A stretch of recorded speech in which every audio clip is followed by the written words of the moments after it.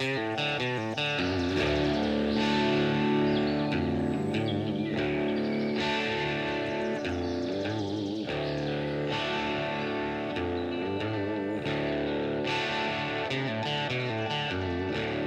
for tuning in. My name's Andre Servin, and you're listening to Off the Roost Podcast, brought to you by Off the Roost Custom Calls, turkey calls for the serious hunter.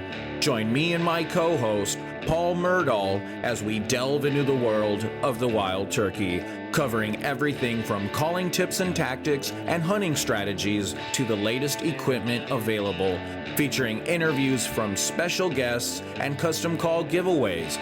We'll do our best to keep you up to date on this obsession we call turkey hunting. We appreciate you joining us. Now let's get on with the show. Welcome back. You're listening to Episode 6 of Off the Roost Podcast. Paul, how you doing? I'm doing fabulous. And I know you were up north cutting wood, right, for some calls? No, I had to go back up and clean all the salt off the sawmill from trailing it back up there, and yeah, I ended up dragging some oak out and got some oak ready, and then I got one more walnut log to go across the sawmill, and that's all I got set up for now. Okay. It's making turkey calls now. I think turkey calls and podcasting, waiting for the Mississippi results to come back. Did you already put in for that? Yeah, that's I think the drawing ends here in like a week and a half or something. I thought it was the 15th of January through the 15th of February, I think, but I'm not sure for sure on that date, but it started around the middle of February sometime, or middle of January. Yeah. I actually haven't put in for Iowa yet, dude. If I'm going to do it, it's going to be today or tomorrow, because it ends tomorrow for non-resident. I haven't decided 100% if I'm doing it. I know we kind of had a discussion on a previous episode about flying my mother out to kind of help out with the newborn and then the toddler, but I don't know. I've been kind of mapping out. The good news is I've been mapping out my turkey season, and I won't be missing a whole lot. I won't be able to do season A in Minnesota. I'm gonna have to. I'll be a season B, so I got to put in for that. And I wonder if Minnesota has already allowed people to put in for that. Let me take a look. So you already put in for Mississippi, though? Yep. What's the cutoff for that? As far as people wise, or when you got to have your application in by? Yes. I believe they give you a month to turn in your applications, but I can't. I'd have to get online and check up. Mm-hmm. But I think they got another week or so, I think. But I can check that real quick. Yeah. Yeah, I'm doing the same here, and I think I'll be good to go with Minnesota. Season B. Is there anything you're excited for this spring, Paul? Aside from just like the beauty of just turkey hunting, man. I'm kind of looking forward to getting one of these calls that I've been making out in the woods. And when I went into it last year with one of the calls, and you know, as long as we're talking about this, we might as well talk about the giveaway, because one of the calls that I got here is going to be offered in the giveaway. Yeah, let's talk about that. It's the walnut catalpa call. Okay. And I had made it. I started making it last winter, and I was getting close to it, and I had my trip to Missouri or Mississippi, and I hadn't had it completely tuned up. And this is the call I was telling you, where I was sitting down in that one little parking area, and I was just sanding it down and hammering on it. Yep, I remember that. Yep. And the turkey gobbled on the private property back behind me when I was hammering on it. Yep. So yeah, I got it tuned in fairly good where I could get some, some decent Jake yelps and some decent hen yelps out of it. So I ended up using it down there on a really windy day, and I did get a turkey to respond to it. And Nice. I'm thinking it was probably a Jake because it came from a long ways away and it started kiki and it came a long ways, came, a couple hundred yards kiki and Yeah. It's a lone Jake or something, right because at the time I was doing hen yelps and Jake yelps at the same time into the wind, and he might have thought it was a Jake buddy, and he come running in Yeah, kikiing and whatnot, and then when he got like just out of sight at about 70 yards, he stopped and I could hear the Jake yelping him. Meow, for sure. meow, meow.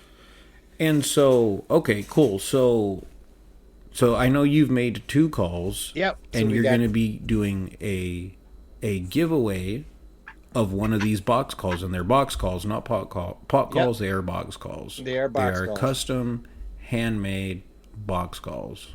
Yep, we got the walnut and catalpa, Mm-hmm. and then we got the all walnut call. And I'll say this too, from somebody that heard some of your first prototypes when you first broke into this, Yep. to the calls, because I know I've heard these calls. They sound great, man. They're great sounding calls, and whoever wins is going to have a very nice handmade one-off box call by Yep. none other than Paul. Yep. Whoever wins will have their choice between one or the other. So we're offering them both. We're offering them up, and they get to choose which one they want. Okay. So then next week, I think we'll get into a little more. We'll lay down the rules or the guidelines for the giveaway, and Yeah, I'll probably play the calls a little bit for them and give them an idea what they sound like and whatnot. that'd be great.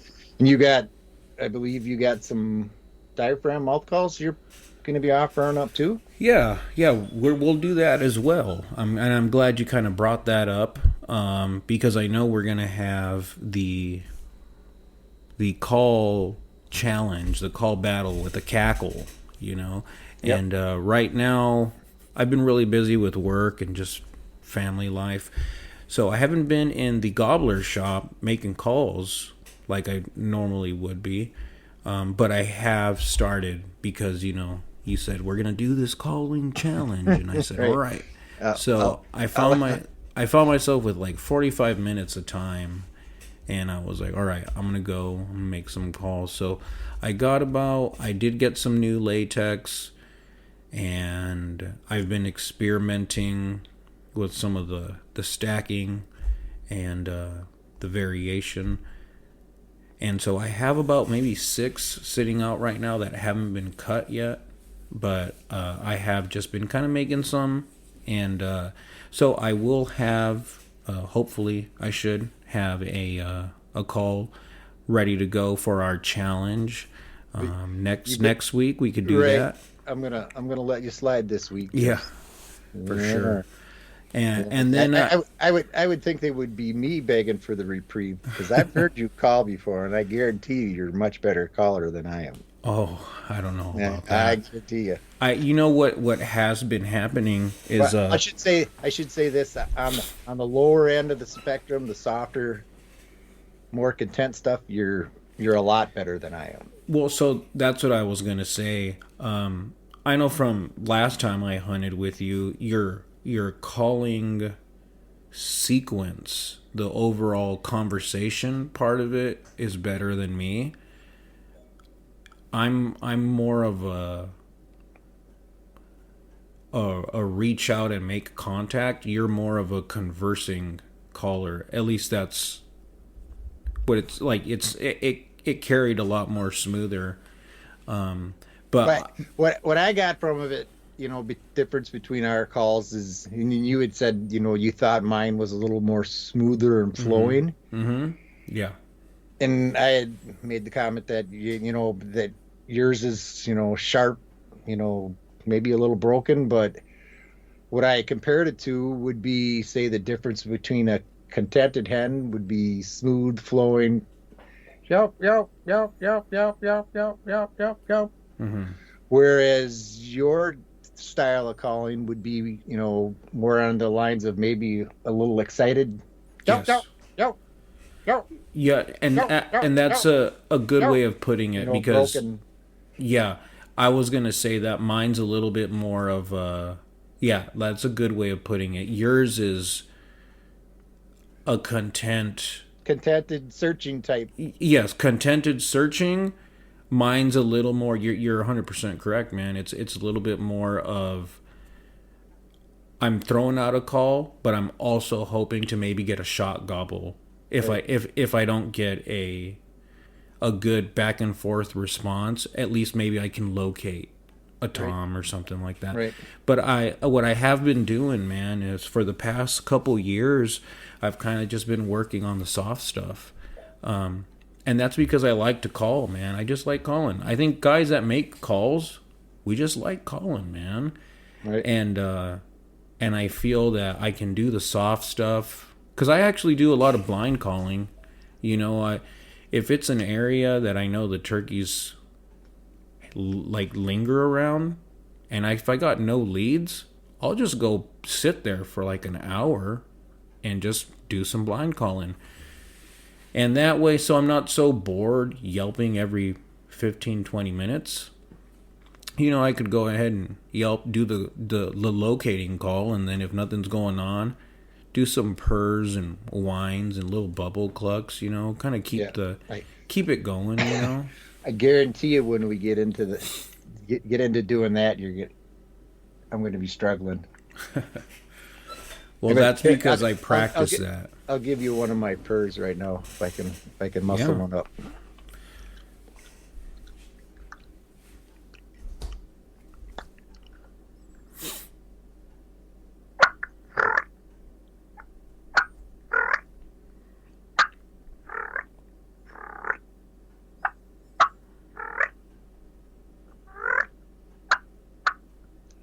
That's all I got.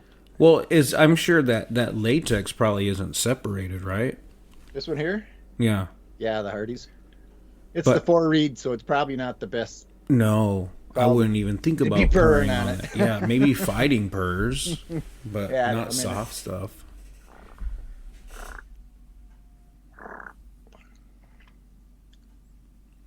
Got to loosen up those reeds.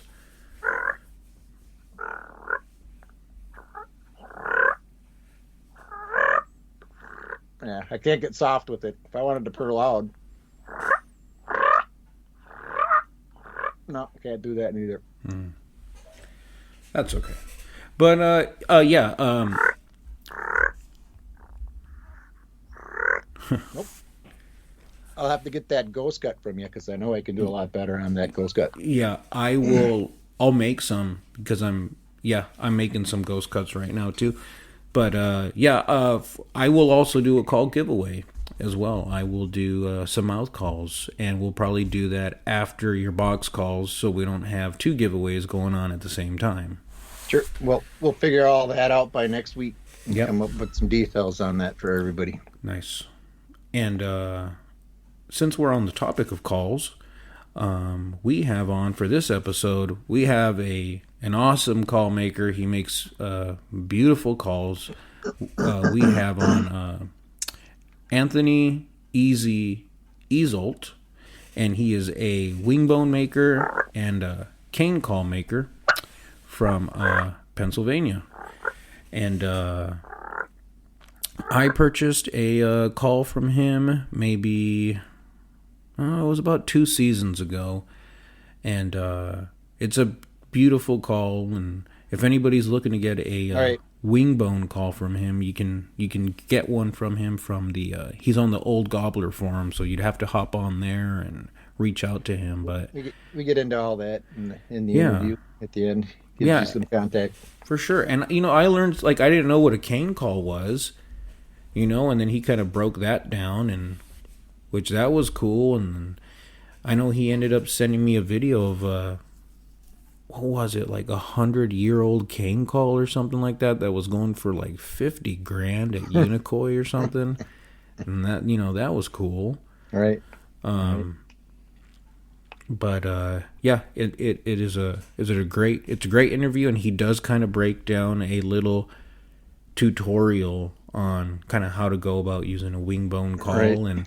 and I think some of that stuff applies to like trumpets and the cane call, any sort of call that's kind of operated in that fashion. He kind of does a good description at explaining how to use those calls, and he does a few little test runs as Right. well for us, some We examples, and we had some issues with the test run the first time through, so yeah. we had to do a little bit of correcting on that. Yes. So So what you guys will notice is we re-recorded some of these audio clips and we're inserting them into the original locations.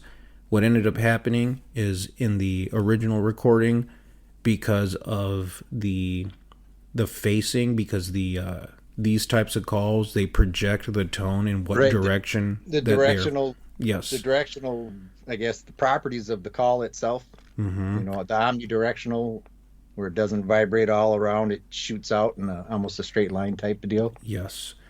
And so, due to that, we kind of had some bad audio in the original call, but Paul went ahead and reached out to Easy, and we kind of got that corrected, and we got some good audio. So, Right. And in to make a point of what we were talking about with the trumpets and the wingbones being so directional, when we first recorded them, he was sitting away from his, not too far away from his phone, but he had his trumpet or his wingbone, and he was blowing the call directly over the top of the phone.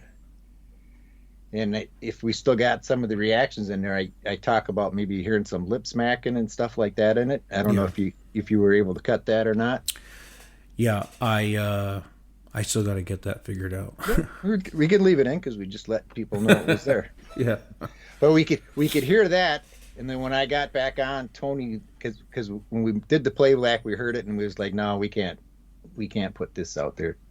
Mm-hmm. Tony's calls are going to sound way better this. So when I got back on with Tony, he was sitting in the same room, the same setup, but all he did was turn around in the chair and blew the call at the wall behind him, and then we got all the sound after it got away from the call and opened up a little bit and come back to the phone, and then you could hear all the rasp and everything that was in it. Yeah. You just didn't hear it where when he was before, you could just hear the lips backing because all the sound was shooting over the top of the phone Yeah. and going past the phone, and the phone wasn't picking up the sound. It was picking up more of the mechanics Mm-hmm. from his mouth than the sound coming from the call. Yeah, for sure. That's yeah, and yeah. So I'm glad you guys got that re-recorded audio, because it's it's smooth and sounds better, and Right. um, And then we ended up getting some bonus material with that too. We didn't just get the audio files that we needed to plug in. I got him to play on his cane call a little bit and stuff like that. And yeah. we just had a big discussion for, he's such a great guy, easy to Oh, talk yeah. to. We just kept talking, and I kept recording. So we got That's 20 yeah. some minutes of bonus material for you that we're going to let go here. Oh yeah. So Yeah, that yeah, two things I want to mention about that is, yeah, so we will be releasing the bonus episode with Easy. But the one thing I love about like Easy and some of these older turkey guys, man, is they just want to sit there and talk turkey, and that is amazing. And I love that.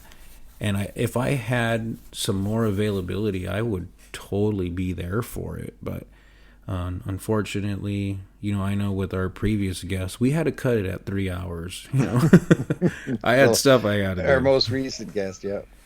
So, And then before we get into this, I'm going to have to apologize to the listeners for me rustling a bunch of papers at the beginning of the episode.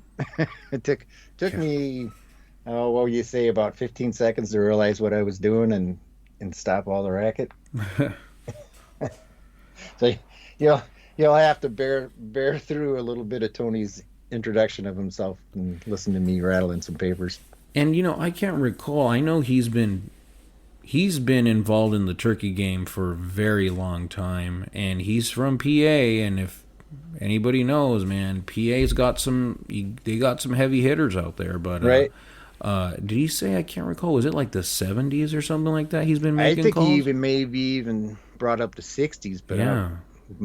but maybe, We could, maybe for 70s for sure, I would say, but yeah. maybe even the 60s.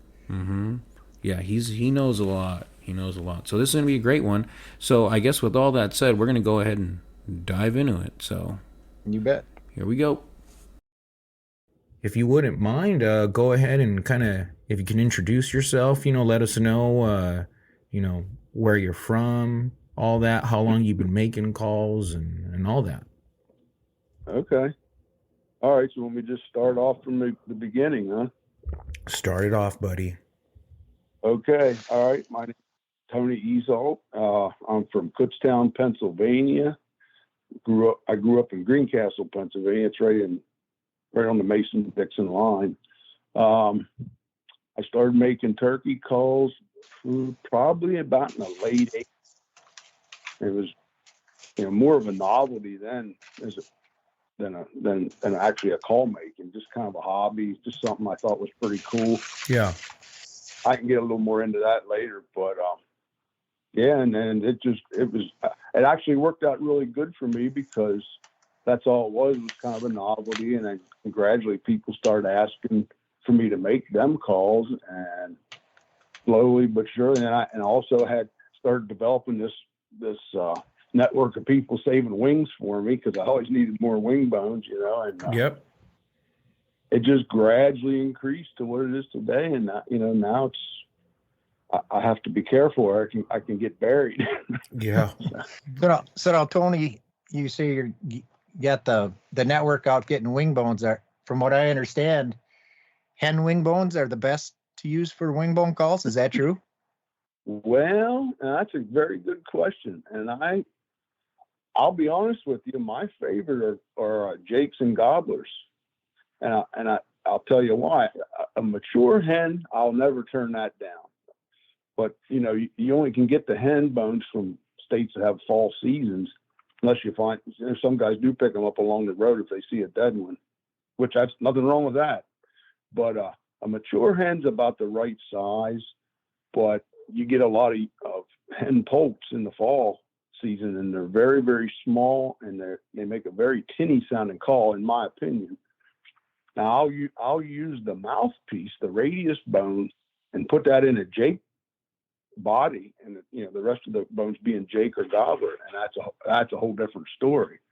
But I like my favorite, if I could get just the bones that I wanted, would be fall Jakes. That would be my favorite all round bones. But hens, about as many of them as I get, I'm lucky if half of them would make a decent call.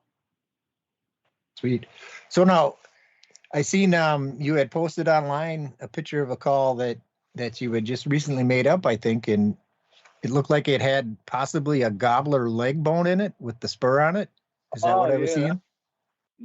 Yeah, I made that for a guy on Oldgobbler. Yeah, he sent me that. I had never made one like that, and he wanted to know if I would give it a shot. And I said, heck yeah, I like trying new stuff, and I'd never done that before. So I looked at it, and I got it all cut down and fitted up, and it was a little bit of a challenge. I was pretty sure I was going to be able to make a good call out of it.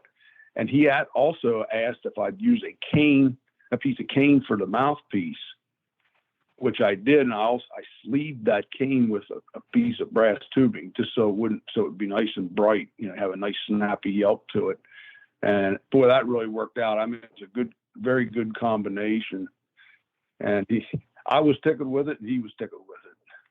So now when you sleeve the mouthpiece, is that sleeve on the inside or the outside then? Yeah, on the inside. On the inside then? The cane is very hard on the outside, but on the inside it's kind of soft and puffy.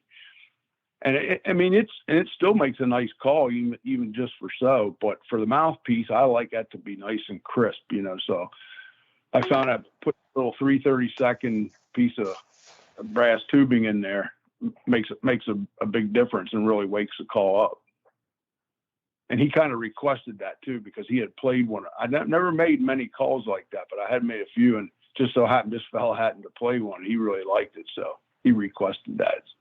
So now, Tony, with like you say, the mouthpiece of the cane that you use being softer and squishy, I would imagine putting that brass insert in there, it probably helps with the moisture absorption too. I would imagine when you're using the call.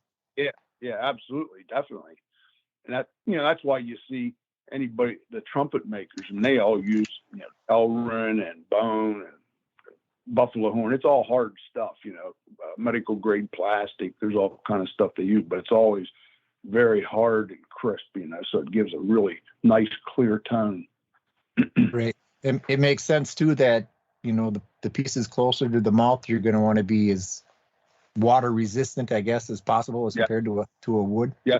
Although I have ran some that guys make, I never made an all cane yelper, where I've seen guys use just cane with nothing else on, and they're a little bit softer calling, but they still make a good call.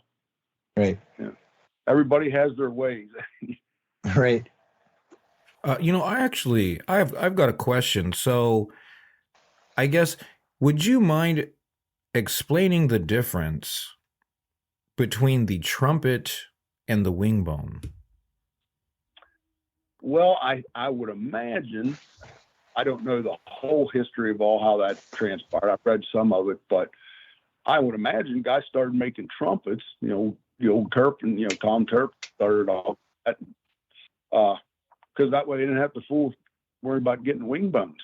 I'm sure they played a lot of wing, and heck, I can make that bore in a piece of wood. Yep. And then I started out just putting a hen bone in the end, and then they started turning it into a mouthpiece.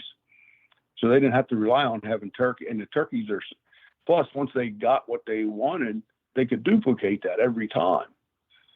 Whereas every wing bone call I make, it's slightly different, even right and wing from the same turkey. Just the way they go together, to get it exactly the same is next thing to impossible. So I don't even try. I've been doing it so long, I can just look at them and I know how everything has to fit together, the length to make them, and I know if it's going to run or not, usually before I even put it together. So now, Tony, when you're fitting the bones together to make the wing bone call, are you hollowing the bones out or anything, or is that just all natural on the interior there? Yeah, well, that's a whole process right there. That people don't realize how much time it takes. And just, I got a pot right now. I got bones in there cooking, but the mouthpiece bone, which is called the radius bone, and the middle bone, which is called the ulna, those both are just like any air bone. You cut the knuckles off and there's marrow in there. You have to clean that out. I use brushes and wires and air compressor and everything else to get all that cleaned out. And then the big end, the trumpet end, is called the humerus bone. When you cut the knuckles off of that, it's like really honeycombed in there. It's not solid, but there's little pieces of bone. It looks like a big spider web inside. And I scraped some of that out with my knife beforehand, and then I put them in the peroxide to whiten them, and that kind of makes those a little bit more brittle. And then I use a drum to haul that part out, get that nice and smooth. And then comes the fitting. They don't always fit together exactly how you want. You generally got to on the belt sander a little bit or a file or whatever to get them to fit just how you want them. But that all just came over many, many years. When I started out, I didn't have a clue. I just thought, well, this looks about right. You know what I mean? Oh, and plus, another little tip, anybody's thinking about making a bone, keep all your left-hand wings and your right-hand wings together. All the bones, because they all have a natural curve, and they all curve the same way. In other words, if I use a left-hand wing, I want all those, I don't want to throw them in a pot and get them all mixed up and then try to mix and match. Yeah. So what, if I'm getting it right, what you're saying is keep all the left bones, the ulna, the humerus, and all of them together, and keep all the right hand, all the bones, not just the single humerus bone that you were talking about. Yeah, for the average guy, help just to do one at a time. That way you don't mix them up. You won't have any chance of mixing them up. Sure, you'll figure. I'm curious, when it comes to the wingbone, I guess, and to go back a little bit in comparison to the trumpet, is there a difference in the tone when it comes to authenticity, or does that kind of come down to the person using the call? Yeah. Well, it comes down to the person using the call and how the call's made. Like all trumpets aren't created equal. Everybody has their internals, however they came up with them. And they're all a little different. All the good guys. I just come back from Unicoi, and I come back with 5 trumpets, and they're all a little different, but every one of them run really good. Yeah, sure. Some are a little longer. Some, who knows how guys come up with their dimensions, but they all the good ones seem to work. It's like you playing your guitar, Andre. You know, when you play on it, you sound like a rock star. But if you were to give that same guitar to me, it probably wouldn't sound so well. Oh man, I'm glad you brought up Unicoi. How was that? Oh, that's always great. Yeah, that's a lot of fun. I mean, I think I've been going there like 7 years now. Yeah. And if I didn't have turkey calls to sell, I'd go down just to see all the old friends. And yeah, there's so much history and so much knowledge in that room. I mean, I feel like a youngster compared to some of, I'm almost 64, and I've been doing this for close to 40 years. And there's guys that got way more knowledge and history than I do. Wow. And that's pretty impressive. They're fun to talk to. You know what I mean? You learn a lot, and everybody's there to answer questions, just talk to the crowd, and it's just a good time. Yeah. Right. How far of a drive is that for you, Tony? It took us probably, we stop and everything, but it's probably 10 and a half, 11 hours total. Yeah. But we have a carload of guys, a bunch of call makers, we had Ralph Snodgrass and Mike Lapp and Jason. At the end, we take turns driving, and the drive down's almost, that's pretty fun too. As long as right. Sounds like there's plenty of people there to keep you entertained back and forth. Oh yeah. And, and I'm pretty blessed. This part of the country, in particular Pennsylvania, and right within an hour where I live, and there's a lot of legendary call makers. So, I have a lot of background to draw from. Right. Yeah. And they're all the earth type guys. You can ask them anything, and they help out. And we're all good friends. It's really interesting with Pennsylvania, man. I'll tell you, man, it's from the guys that we have coming on. It's Pennsylvania just keeps coming up. It's such a rich turkey hunting state, and it's interesting because a lot of the I feel like a lot of the turkey hunting heritage is kind of down south, but the one that sticks out is you have Pennsylvania, that they were hunting turkeys there, and you guys got some. It's a really good turkey state when it comes to kind of that hunting culture. And, I know over here in Minnesota, it's, oh man, it's barely probably now starting to get kind of real popular, but I know PA's always been a good one. Right. PA it kind of reminds me, it would be like the Mississippi or the Alabama of the North. I was thinking that, yeah. Right. Probably the good reason for that is in a couple parts of the state. Now, back when I was young and just kind of thinking about turkey hunting, we had turkeys. That helps. They may have been reintroduced out your way more recent, but we had turkeys, and we had them in the southern part of Pennsylvania. We had them, and then they trapped them out of there and took them up north, and they did real well in the northern tier. And then through trap and transfer, now they got them.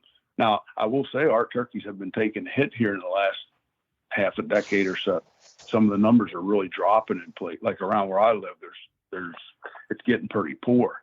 You got to do a little driving to find birds. Yeah. But, the biggest part of the reason that the turkey hunting heritage here is we did have turkeys, and we had areas that, pretty darn good for turkey.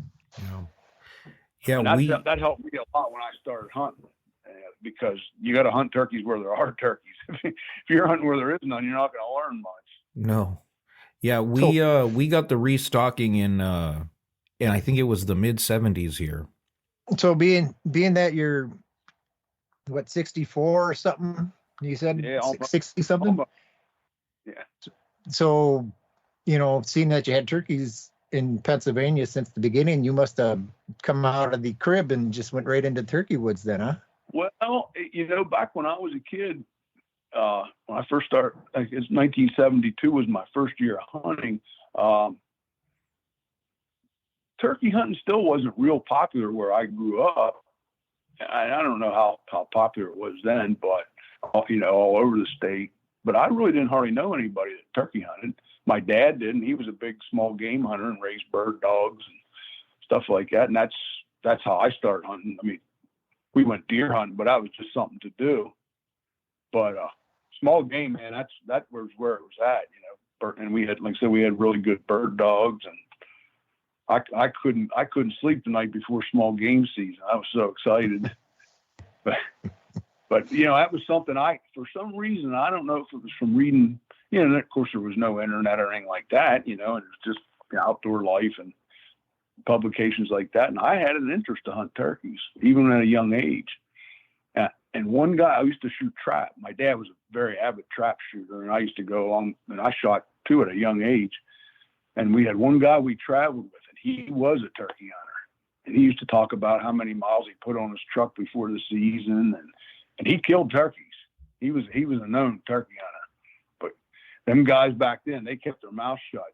And I remember one day we were driving, and he was talking about turkeys. I said, Joe, could you maybe take me turkey hunting one day? I tell you what, that guy changed the subject on a dime. He never said another word ever. I even knew it. Even though I was a kid, I knew not to say nothing else about it. That's funny. Yeah. So did he ever end up taking you turkey hunting? Oh, heck no. He's still alive, and I still talk to him once in a while about. Now he knows I know now. We can talk about it, but he still don't let on any place he hunts or anything like that. So. Wow. Oh, they were tight-lipped about it back then. Yeah. Yeah, times have changed for sure. Yeah. There's still a little bit of that going on, depending on who you're talking to. And then I think it's one thing to kind of have a broad discussion, but it's another thing to, because, some of these places, they have the acres. It's so much acreage, just telling somebody that spot doesn't necessarily, they still got to find the birds, Right. And that's what most, I mean, even me, I'm guilty of that. I might give them, up on the side of the mountain there somewhere in Potter County. Right. Mm-hmm. Right. But go ahead. I've been taken for it. I said, hey, I don't want to see your truck here. You'll never find this in a million years unless you go with me. I'll take you, but I don't want to see your truck parked here. Yeah. Right. Yeah. I know there was somebody a friend who kind of gave me a location, and it's one of those things where I'm going to run it by him. And I told him, I said, hey, listen, before you tell me this spot, I just want you to know if it's good, I'm probably going to come back. So with that said, it's up to you if you want to share the information or not. And I'm just going to run it by him if I'm going to, hey, you going to that spot? Because I was thinking about going. And if he says, I'm not going there this year or whatever, it's like, all right, I'll go. I'm going to give him, he's going to have that first dibs and respect, on that when, when a friend kind of shares a spot with you. Right. That's a good way to handle that. Yeah. Right. Well, Andre, on my way to my hunting spots in Wisconsin, I drive through that zone 4 all the way to get to zone 3. Yeah. Just because you're generally hunting zone 4. So. Well, dude, I mean, you're the one that even mentioned that spot to me, man. So, I mean, if you want to go there, man, totally. There's plenty of places for me in zone 3. Tony, I was going to say, you made me a wingbone call, and it's a very beautiful call, by the way. Yes. I haven't figured out I haven't gotten comfortable with the call, so I haven't actually used it yet. I wanted to comment on the beautiful finish. So maybe we could talk about that later, but I was curious if maybe you can give us a little bit of a demonstration on these Wingbones and a little bit Hold of that call up so I can a, see it. a little bit of a tutorial on how a guy uses a Wingbone.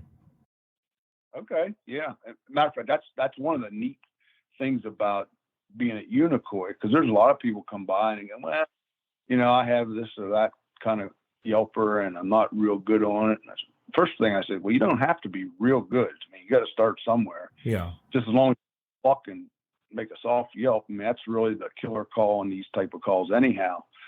But and truth be told, when I started, I could yelp on them pretty good, but I was doing the old kissing method. Everybody says, we just kiss the end of it, like I think that's what I'm doing. Yeah.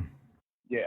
What you learn to do is you learn to draw the air slowly, just like there's a couple of videos on there. I think Ted Peters has one. He describes it pretty good, like you're drinking milk through a straw. Okay. But you're sipping on it so lightly that you probably don't even get any liquid in your mouth. That's how soft, and that's the motion you use. You're drawing that in, kind of using your throat and your muscles inside your mouth. Your lips don't even really move at all. Mm-hmm. And when you finally see how easy and how little air it really takes to draw on these, when it hits you, you go, oh, this is what they're talking about. And everybody says less is more. Don't try to overpower it. If your lips are getting sore when you're practicing, you're trying way, way, way too hard. Yeah, that's me. But yeah, once you kind of explain that sipping motion versus the kissing motion, I think that's going to be what's going to help me out. And I'm curious. Right. So just go back a little bit. So okay. So when you say you're sucking like a milk through the straw, and you say your lips aren't moving. Right. Your lips are stationary, but your lips are vibrating, right? That's what's making the sound. Well, not really. No, lips. It's all just drawn through the. It's really hard to describe. I even try to see what it feels like. Like if you would watch me call or any other really good caller, if you didn't hear the sound come out, you wouldn't even know they're the ones calling. If you looked at the face, they're not dropping their jaw and making all kind of face. Their face doesn't move at all. It's all coming from inside. So there's not any vibration coming from the lips. Then it's just the air drawn through the call. Sometimes it might be a little bit off my lips when I purr on these things, but other than that, just the regular. And you have to call, like I call both ways, clear and raspy. The raspy you kind of get a little bit off your lips, but your lips aren't moving. You're just pulling air over a surface. That's how you're getting your sound.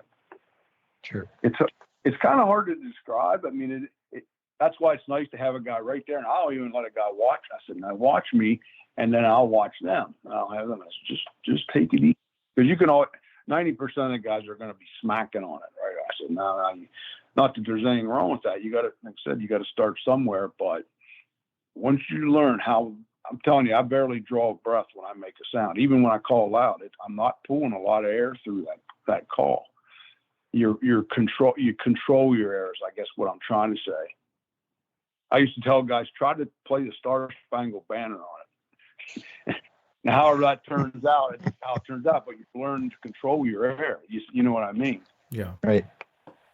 So when you want to increase the volume, because it makes sense to me for the low air for some of the softer stuff, or, maybe a little bit of a calling in a certain area where you think there's a bird in close proximity. But so can a guy crank on one of these things trying to locate a bird? Oh yeah, absolutely. I do all the time. Yeah, and you're pulling a little bit more air, but it's still the same motion. You're still drawing it. Excuse me, in a controlled way. Yeah. It's just you open your hands.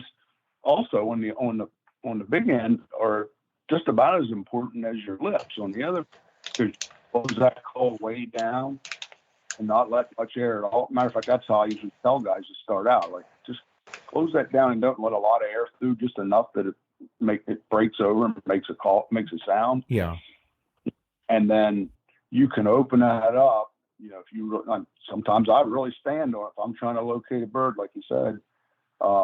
Another thing I will point out while I'm talking about that getting loud, for some reason, there's something about air-operated calls, suction-type calls, wingbones and Jordan Yelpers and trumpets, that turkeys can hear that call farther than any other call made. Even a big, loud, long box, as loud as they sound, because they dissipate in a 360-degree circle, whereas these are very directional. If you're pointing in the general direction of a turkey, and even calling very soft sometimes, I use them all the time. And turkey, you'll hear a turkey so far away, barely gobbling. I thought, well, there's no way he heard me.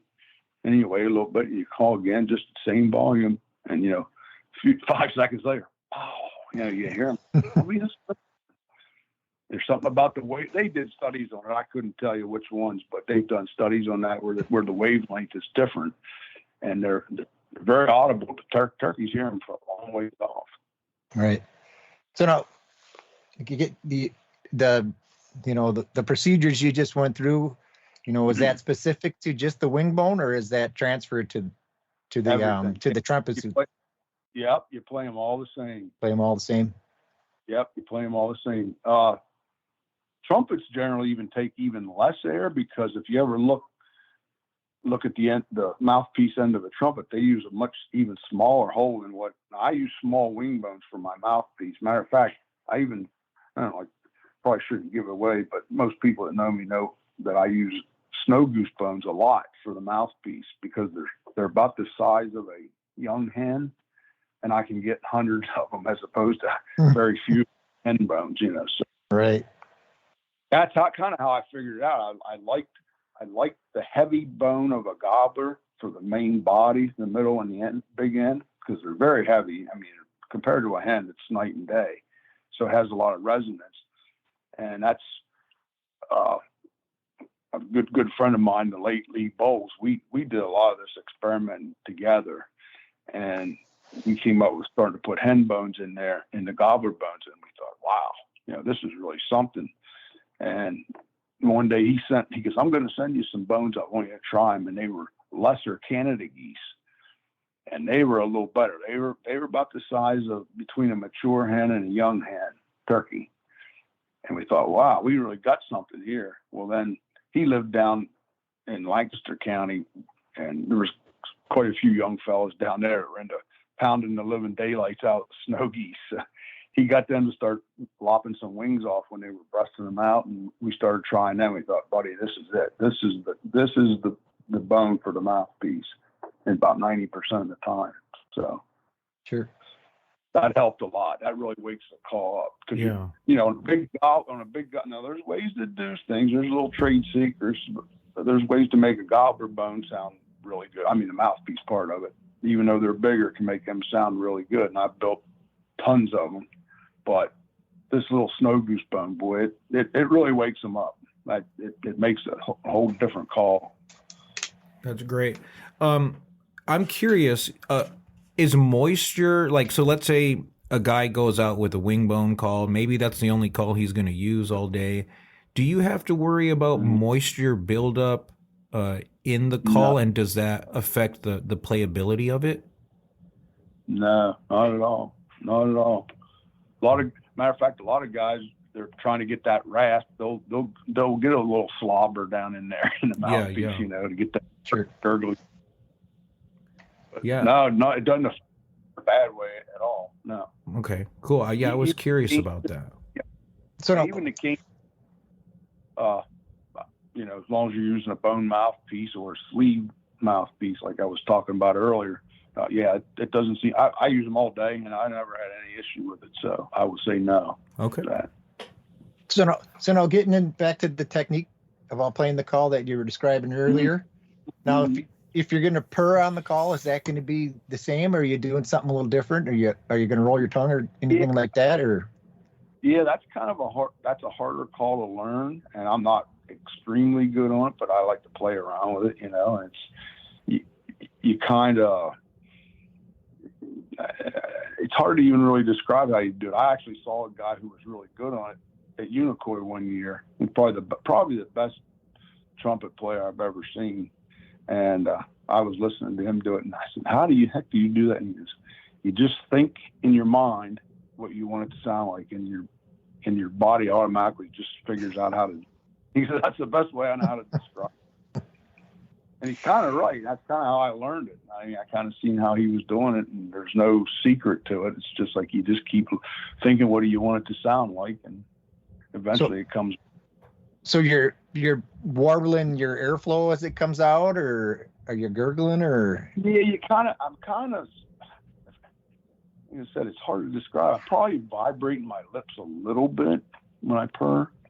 It's probably not something I do a whole lot when I'm hunting.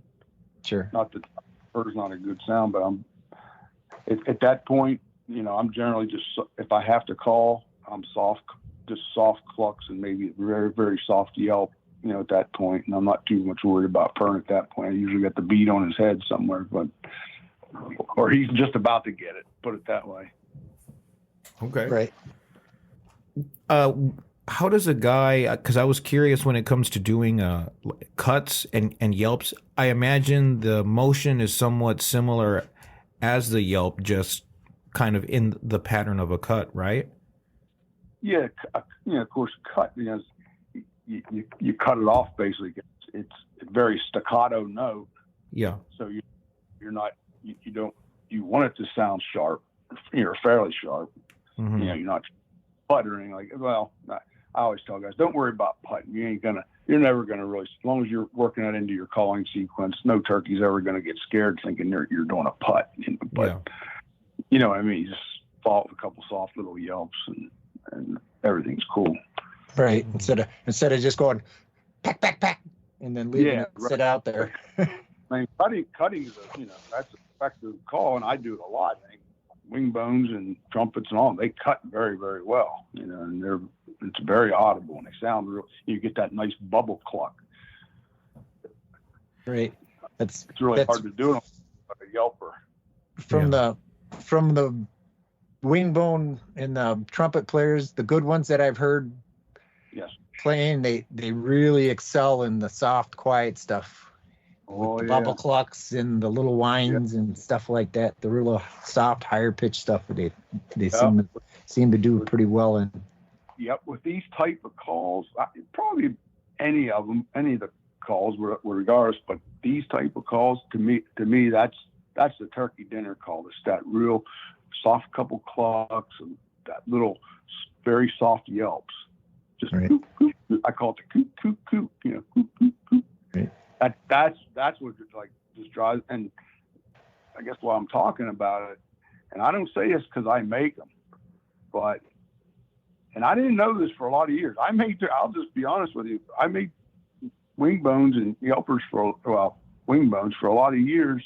And like I said, it started out, it was a novelty. I thought it was a cool thing. I knew that there was a lot of history behind it. They found wingbones in Indian village archaeological digs from way back thousands of years. So, and then of course the early settlers adopted it, and it's the oldest call that they know of, other than like a piece of grass or a leaf between your fingers. Yeah. So, I thought it was pretty cool. And actually, when I moved up to this area I'm at for work, I ended up being in the local chapter of a guy named Scott Bayshore. Sure, if you know anything about box calls, you've heard that name before. I mean, he's been decorated so many times it's ridiculous. He's really, really good call maker and a pure turkey man. That's awesome. But it ended up being the same chapter that he was vice president in, so I got active in it. And one day we had a meeting at his house, and in his little den, he had, way back then, he had all these old turkey calls and just anything to do with turkey hunting and call making he had. And I'm like a kid in a candy store there. Well, what a lot of people don't know about Scott, he's an old wingbone man. And he had, of course, he's pretty artistic also, and he had a wingbone sitting there. And he had some drawings on it and stuff. Well, I thought that was about the coolest thing I'd ever seen. I thought, I'll be a son of a gun. And of course, what we're in your local chapters, seems like you're always working on the next fundraising banquet. And Scott would always donate a box call or two or a set or something like that for auction to help raise money. And I thought, well, dang, well, next time I kill a turkey, I'm going to try my hand making these wingbones, and I'll donate one for our auction and see how it goes, And that's how I started out making them for the local chapter banquet. And that's the only time I made calls, was just to donate to that. And then one day, one of the guys at the banquet says, "Hey, do you ever make calls to sell?" And I said, "No, I don't, but I'll make you one." And that's kind of how I started. Very slow, and every year a couple more guys would give me a call and say, "Hey, I'd like to try one of your wingbones." And it how really much worked out. How much did you sell that first wingbone for? I probably damn near gave them away. It wasn't much, believe me. I promise you that. Right. I hear what you're saying. I'm kind of getting into making some box calls right now, and everybody's looking. I got a couple people asking me if they could buy one or whatever, and I'm like, well, I don't know if I want to sell one, but I'll probably make you one. And I give you one. They just hold on a little bit. Right. Well, it's a progression of. I don't care what kind of call you're making. It's a progression. You don't start out knowing everything. Right. It is what it is. I didn't know anybody that made calls like this. Matter of fact, I didn't even know anything about trumpets or any of that stuff. And I made them for years. I never used them. I had no idea how effective they were. And I made a little 2-bone call. I used to carry it on and just mess around once in a while, but man, I was a mouth call guy and a pot call guy, and boy, I could kill every turkey I thought I wanted, with that combination. But, it was later on I started to listen to people talking about the effectiveness of air-operated calls, and by God, they were right. There's something about these type of calls that turkeys really, really like. Right. I've heard some people compare it to that, it's the new call sound on the market that turkeys aren't used to it. And that, because everybody's running around with the box or the diaphragm or whatever, and very few people are running around with the wingbones and the trumpets. There's probably a lot of truth to that, because even nowadays when people know about them, there's still not many people using them. But first year I went to Unicoi, they had a wingbone and trumpet round table, and I forget who all the guys were, but one of them was Mr. Billy Bice, and very famous trumpet maker. And somebody was talking about how effective these type of calls are, and they said exactly what you said. Well, turkeys don't get to hear it, especially on public land, and if you have one, it's a different sound. And Mr. Billy Bice says, "No, you're wrong." Of course, everybody thought, well, what's he going to say now? He said, "It's not that they don't hear it very often." He goes, "They hear it every day." And it hit, right. He's 100%. That's the sound they hear, especially that soft little, I was telling you, that soft little goop, goop, goop. If you ever hear turkeys come by close enough that you can hear them, that's what you hear them doing. Just boop, boop, boop. Yeah. And they hit. Because not only gobblers, but hens get tore up over this. I mean, sometimes you can't keep the hens off of you. You'll watch them out in the field, and you might be running a nice slate call, nice and soft, and you cut a little bit, and they might look once in a while. They know, and break that wing bone or that little trumpet out and just give them that soft little. Every head in the field comes up, and boy, next thing you know, here they come. And sometimes you fire them up, sometimes not, but they want to see where's that hen at. Right. And it happens not a magic wand, but it happens enough that you notice it right away. You go, my God, there is something to this, So, I was wondering, would you happen to have a wingbone on you? Maybe you can give us a little demo? I have one laying right here, as a matter of fact, and I'll be glad to. Yeah. One thing I can even do this while we're talking, when I try to talk to people and get them started, I always tell them, don't start in right away trying to do a yelp. Try to, if you want to practice and you want to get good as quick as possible. And I said, it's all air control. So when you run a yelp, regardless of what kind of call it is, it's a 2-note thing. It's a key yelp. Key yelp. You get the high and then the low. So what I tell guys is you try to get that high note and hold it. Okay, and if you're kissing on it, you're not going to be able to do it. So you have to draw the air and get that first high note. Try to hold it for a few seconds. Okay. Yeah. I'll just run it. And you'll know what I'm talking about. Okay. So basically, you're telling them to do like an extended key for a key run. Right.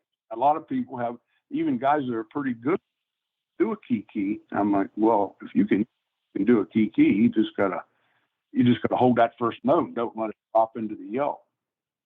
I'll just run it here and I'll show you what I'm talking about. I'll get that high note, I'll hold it.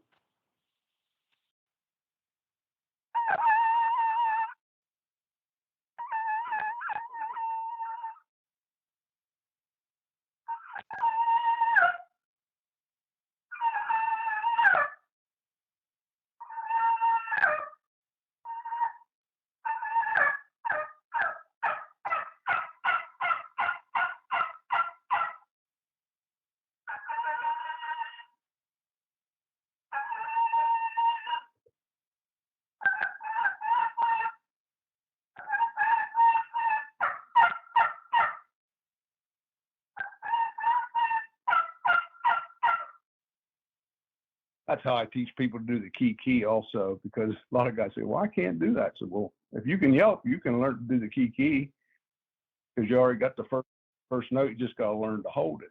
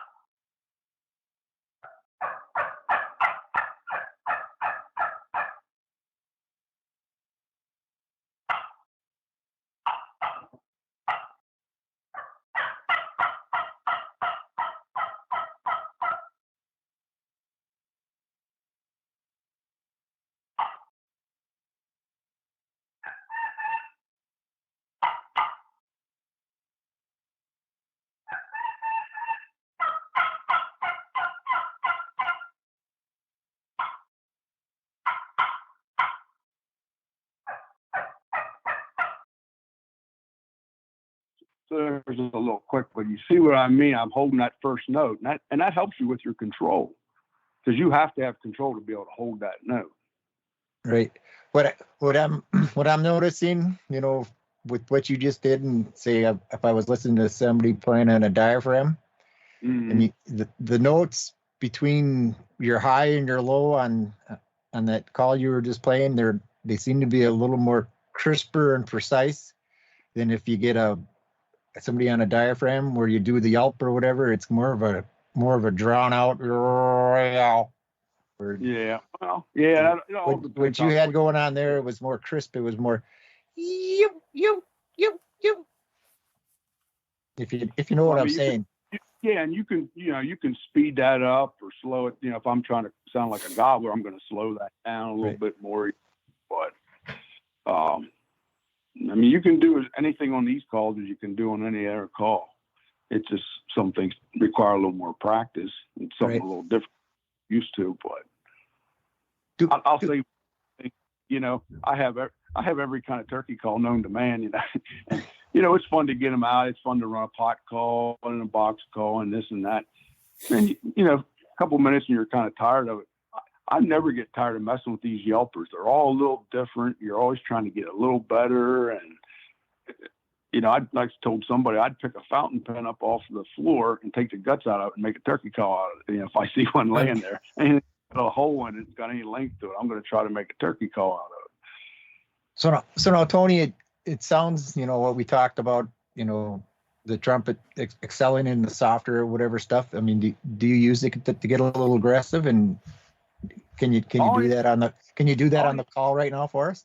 Sure. I'll do a little cutting and some aggressive yelping. So I don't know how's the sound coming across here. Pretty good. Can it sounds great. Okay.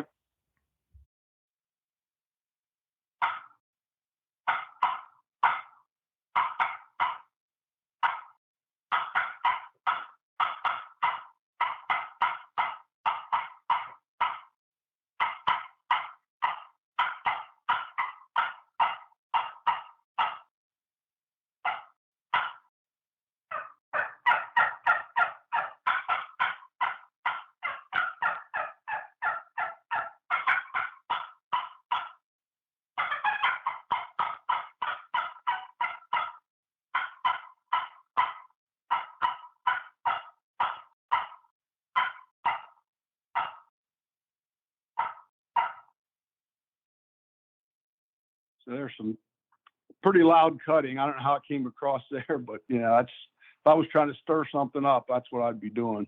Sure. And it may be the case that you're possibly too close to the mic. We're hearing your lips smack a little bit, maybe. Well, I am for there. I was smacking a little bit. Yeah, I'm trying to make pretty hard cuts. On the cut, I'm nailing it pretty good. Yeah. So there might have been a little smacking going on there. Yeah. Right. Whereas if we were 5-10 yards away, we wouldn't even notice it. Yeah, probably. Yeah, and that's another thing worth mentioning. And it's kind of true with all calls, but you really want to hear how a call sounds. Actually, it's even good with these cell phones now. Set your cell phone down, go out in the woods, and walk 20 yards, 25 yards, 30 yards away and call, and then listen to yourself. Because it sounds entirely different in the woods. Right. And you don't have to even be that good. They sound very realistic. Right. You get the added echoes and stuff from the environment blending in. Sure. Yeah, that's very, very. Yeah, that's what I'll do when I'll make some mouth calls, some diaphragm calls that I kind of want to try out to see which ones it is that I'm gonna mainly be using in my little call bag. I will go out and do that because it just sometimes a call that you think, man, this one sounds good, and then you hear it on the playback and you're like, oh, yeah, it doesn't have. Yeah, sometimes it doesn't have that tone you thought it did, I know. I do it all the time. I think they sound good here in the house.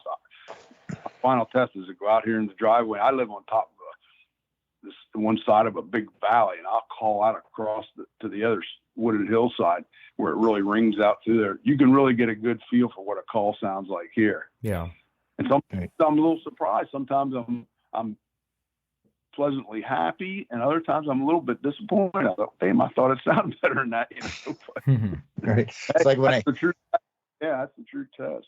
When I'm working on tuning the box calls, and I'll be sitting inside here, and I'll be like, hey, that's starting to sound pretty good, and then I'll take it outside and I'll run it, and it's like the sound just gets swallowed up, and it isn't even creating anything. But at the same time, that's to be expected. It's definitely going to sound different when you get out in the open air where the sound can bounce off of different things.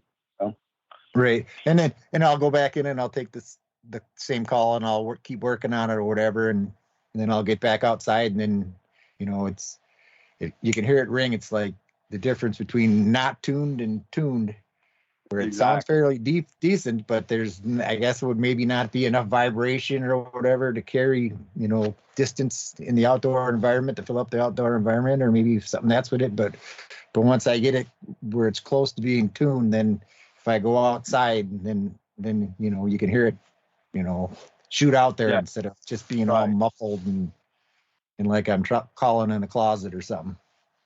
Well, that's another thing. If you guys are making calls and you're trying to tune them and everything, hey, don't try to make what somebody else wants. Try to make what makes you happy. In other words, if you hit it, you go, man, this is it. Don't even listen to what anybody else says. You know what I mean? You make it, that turkey you have in your ear, that's what you're trying to hit. And the best call makers, that's exactly how they are. They ain't worried. I mean, it's always nice to get someone's opinion and have them, especially when they tell you how great you are. But you know what I mean? That's the truth. But that's why I always, sometimes, once in a while, guys will call and say, hey, I'm looking for you this. And I said, look, I understand what you're saying, but I can't build a call to your specs. I can only build to what I like. I know when I hit it, and I'm happy with it. I hope you are, but everybody's different too. You know, these type of calls are probably not quite as critical as say a mouth call, but you know yourself, if the kind of mouth call Andre likes isn't going to be the one Paul likes, maybe, because your mouths are, you know, you're all different. That's same way with these. Everybody's lips are a little different. Some guys can't. I play mine right dead in the center of my mouth, and some guys can't do that. Just the way their lips are, or how they're shaped, or the nerves, or whatever. They got to offset it a little bit. They got to play off to the side. And it may be the case like with the mouth call where, you know, they draw the air down the right side of their mouth too. Do you think that might come into play there? Yeah, maybe, and the shape of your palate and all that stuff, you know, and mouth calls. Just that's why there's 900 different mouth calls out there, because everybody's a little different. Right. You know, I'm looking at the call that you made for me, and like I said, it's a very, you know, beautiful call. How long does it take you to make a wingbone call? Everybody always asks me that. I really couldn't give you an actual time, because it's not like I sit down in the morning and I can make that call, and by the end of the evening it's done. I go, okay, I put 8 hours in it. You know, there's steps. You know, it's the cooking the bones down one day and then cleaning them the next day and putting them in the peroxide for a day. And so I got quite a few bones at all different stages at all times. Even the finish, that's 2 days just for the finish. Yeah. But now Right. I do four at a time, but I put 2 coats on them at 24 hours, 1 coat to dry. So Yeah. you know, that finish actually something I've only been doing probably the last 5 or 6 years. And that's an epoxy finish. And I was actually afraid to start using that. I knew guys had been using it, some other guys used it, and I thought, well, that really protects the call, and it has to add something to it. But if you know, I don't know if you know the name Lee Bowles or not, but he was a good friend of mine. Passed away here a couple years ago. But we were talking about it. He said, I tried that stuff one time, and he goes, I had a call. It sounded so good. He goes, I put that stuff on it, and he goes, I just threw it over the damn bank. It was so mad. You know, it sounded horrible. Messed the sound up. So then I stayed away from it for another couple of years. And I thought, well, dang on, Lee, I'm going to try it. You know, because I know it's going to protect the threads and protect the call. People are always worried about boogering them up. I said, well, they won't get scraped up with that hard epoxy finish on it. So I made a call, and I thought, I'll just try one and see how it turns out. Well, to me, if anything, I think it made it sound better. Yeah. Because it's a hard resin. Now, a lot of guys use flex coat, the same thing you use on fishing rods, and that is a little bit softer. But this stuff I use, it's hard, and it's very hard. And I think it added to the resonance of the call. I could see it certainly that. didn't hurt the call. Yeah, it certainly didn't hurt it. That's Yeah. for sure. So from there on out, I thought, well, and then Lee started using it, and he likes it too. He liked it too. So. And so you're doing these little drawings on the Wingbones? Yeah. That was kind of my. Not that I'm any kind of artist or anything, but I can draw that turkey. It kind of became my. When I first started doing them many years ago, I kind of had a running turkey. It was like he was leaning forward a little more, like running from something. But then I kind of just backed it off to a walking turkey, and I can draw that turkey in my sleep. I love it. I was just going to say that you probably drew that turkey so many times you could probably draw it in your sleep. Yep, I draw the same turkey, and like I said, it's kind of my trademark, so I put it on all my 3-bone calls. Yeah, I love it. And on my cane yelpers, I don't have the room to put a whole turkey on it. I probably could, but it's just a lot harder. So I just draw a wing feather on that, and that's the extent of my artistry. But now, what's a cane yelper? I don't think that's one I'm too familiar with. Well, it's actually called a Jordan style. It was named after an old turkey hunter back in the 1800s named Charles Jordan. And they even have a call, a category in the call competition, Jordan Yelpers. And of course I get in that, I enter stuff in that every year, but it's basically the same as a wing bone, except the two big end pieces, the middle and the big end, is made out of river cane.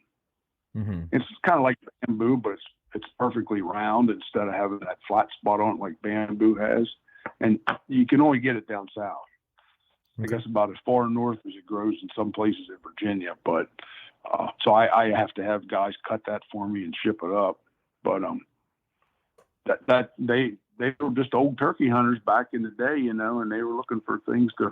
That's how all of the old Gibson started making boxes. They were looking for something to hunt with. They weren't necessarily trying to make calls for people per se. They were making something they could hunt with, and how they figured out things that worked, I don't really know. But they knew about the wing bone, so I guess it just kind of made sense to, hey, if these two pieces of cane go together, I'll just stick a wing bone mouthpiece in it, and they have a little slightly different sound, but I like both. I use both of them interchangeably. Would you say that call is kind of somewhat of a hybrid?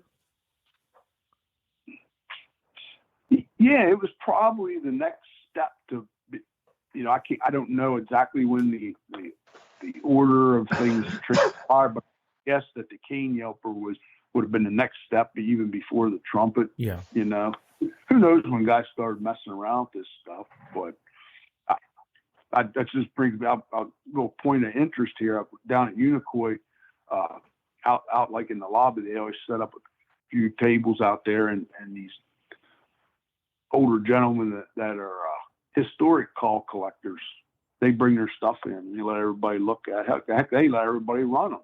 And these are calls that are worth a lot of money. And there's a fellow named Danny Ellis. He's a collector, and I knew about him, and I knew what he had. I wanted to see it. I missed it last year, but he had an original Charles Jordan Yelper, and as far as he knew, it was the only one in existence. And they referred to it as the Holy Grail of turkey calls. I wanted to go out and look at it. Well, he paid $50,000 for that call. Yeah. Hey. Yeah, can you imagine? But this call's from the 1800s, right? Yeah, and it was from Charles Jordan, Yeah. the original Jordan, the only one they know. And he was offered $100,000 for it, and he didn't take it. Wow. So here it is laying on the table. I go, wow, so that's it. That's the Jordan. He goes, yeah. I'm there looking at it, and he goes, please, well, take a look at it. I go, you need to pick it up? He goes, yeah. He goes, run the damn thing. So I did. I got a video. I made a video of me running this thing. So I slobbered all over a $50,000 call. Oh. That was this year then, Tony? That was just last week. All right. I'm pretty sure I seen a post online where he had a couple of historic calls there with the Jordan Yelper, and there was one other one. Yeah, they had a bunch. They had a lot of stuff there. A lot of history and all that old stuff. And those guys are just the nicest guys. I mean, they got calls there with God only knows how much. And if it was a box call, hey, yeah, pick it up and run it. I mean, this is history here. That's why we're here. They had no issue with that whatsoever. I was afraid to even ask, to even touch it. No, run the damn thing. Break it, you buy it. Yeah, I would have been too afraid. I would have been, no, yeah. I'm good. I'm just gonna look at it. But that for me, there was no way once he said that I wasn't gonna run it. Yeah. I thought, boy, that's a dream come true. That made my weekend. Right. For sure. And it ran good too. Yeah. So for a call that's old, you said it sounded pretty good. Oh yeah. I mean, time's not going to hurt that thing. Wow. Depending on when it was made, it's almost 150 years old, or yeah, maybe 200. Matter of fact, there's actually a clip on YouTube from last year, and that he's on there, that Danny Ellis, and they're talking about that call. So it might, if you look it up, you can just put, I don't know if it's the Holy Grail of turkey calls at Unicoi or whatever, but they tell the whole history. There's two collectors on there talking about it, and he talks about how he inquired about it and how he got it, purchased it, and everything. Very interesting. All that history stuff pretty cool. Yeah. And then you look where, hey, you know, my gosh, you know, like even production calls anymore are not like they used to be. You know, they're all pretty darn good. Yeah. Yeah, I do. I think it's cool to kind of read up, like you were saying, like on the history of all that stuff. You know, it's really interesting stuff, and I think it is good to know, like some of these calls, like you were saying, the calls that we're using, kind of like where that stuff originated from, and the guys that kind of paved that way for us today. Sure. Yeah, it's a subject of great interest to a lot of people. You know, anything historic, but then of course we were at Turkey Call Show, so you know, and there's a lot of super good builders there, and everybody's interested in that kind of thing. Yeah. So you know, Tony, we're kind of coming up on an hour here. So if somebody was looking to purchase a call from you, how would they go about that? Well, I keep a pretty low profile. I mean, if they get on, I don't go on Facebook at all. Yeah. I just don't have time for it, and so I'm sure I miss a lot of stuff on there, but I just don't go on. I go on a site called Oldgobbler, and that's of course where you ran into me on Oldgobbler there. That's pretty much the only, and I generally check on that about every day. Mm-hmm. You know, I see any new things pop up or anything like that. And of course there's private message on there. A guy can private message me, or, you know, I can give I always give him my landline because that's all hooked up to recorder and everything. And I don't, other than going to this particular show, I never have calls made ahead of time. Like I don't do that. And I never really have the time ahead of everything anyhow, to be honest with you, but I work off a list and I take them in order, you know, whoever's next is next, you know, and I do it that way. So it generally takes a little time. I try to have a call within 6 months, but sometimes it gets a little longer than that. Yeah. Sometimes just to make, because I don't want it to become a burden or anything. I enjoy it and I want to continue to enjoy it. So there's even been times I'll stop the list. I'll just tell, you know, hey, I'm sorry about it, but you know, call me up in 6 months and hopefully by then I'll start it back up. But yeah, that's good. That way I can keep, I'm fair to everybody and I can keep saying, so, cause I like to hunt and all that stuff, you know, and now I got 5 grandkids now and they're just the oldest one's just getting to where she's hunting now and she's killed a couple turkeys. Yeah, that's great.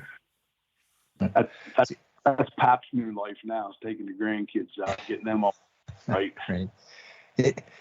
Getting back to what was it? Getting back to what we were just talking about. I wanted to, and I waited so long to ask you. I thought I forgot the question. Well, so I guess to kind of mention this again. So if somebody wants to get a hold of you to purchase one of your calls, it would be through the Oldgobbler forum, and your name on Oldgobbler is EZ, and that's just the letter E, and that's the letter Z. They can send you a private message on there, and then whether you're taking on you know, new projects at that moment or not, you'll go ahead and let them know. But that would be the way for them to go about that, correct? Yes, sir. And I mean, I don't have a problem with giving out my landline number either. If you want that, I can give that. Like I said, I'm not. Well, we'll have you give that over the private message. Yeah. Okay. That works for me. Yeah. Sometimes I just called last week and he said, yeah, I understand he goes, I want to get into Wingbones. And he goes, I understand you're the guy, but he goes, man, I had a hard time finding your info. I said, well, it's not by design. I keep a low file. He said, yeah, I eventually found your home phone number. Somebody gave it to me, but yeah. I said, that worked out pretty good for me. That way I don't get swamped. I remembered what I was going to ask. Yeah, oh, okay. I think I seen you posted here recently. You make other than wingbone calls and trumpets. Did I see you were making a scratch box too? No, that wasn't me. That wasn't you. I got confused with somebody else then. That might be Jason Rohr. I don't know. He makes some scratch boxes. He kind of took over for Lee before Lee died. He started making Wingbones, but yeah, not me. I'm not getting The only thing I'm going to make next, I am going to get into trumpets, but I just haven't had time to really get out and start playing around with my lathe and everything yet. But yeah, that's just a natural kind of progression for me. It's to start making a few trumpets and playing around with that. Yeah. Sure. But yeah, the Wingbones and the cane yelpers, that keeps me plenty busy. Awesome. All right, Tony. Well, I want to thank you for your time. Thank you for, coming on here and having this chat with us. And, I'm looking forward to using this Wingbone this coming spring. I think I'm going to sit down and really kind of try to figure it out now that I've kind of had a chat with you and, kind of learn how to use these things. I like to have turkey calling seminars over the phone. I help as much as I can on the phone, but nice. I had no problem. I always tell guys, hey, if you've got any questions, give me a holler. We'll get you started in the right direction. Awesome. Right. All right, Tony. Well, you have a good night. Okay. Well, hey, it was fun, guys. I appreciate it. Yeah. Yeah. Thanks for joining us, Tony. We appreciate it. Sure. No problem. It was a lot of fun. All right. We'll see you. Have a good turkey. Yeah, thank you.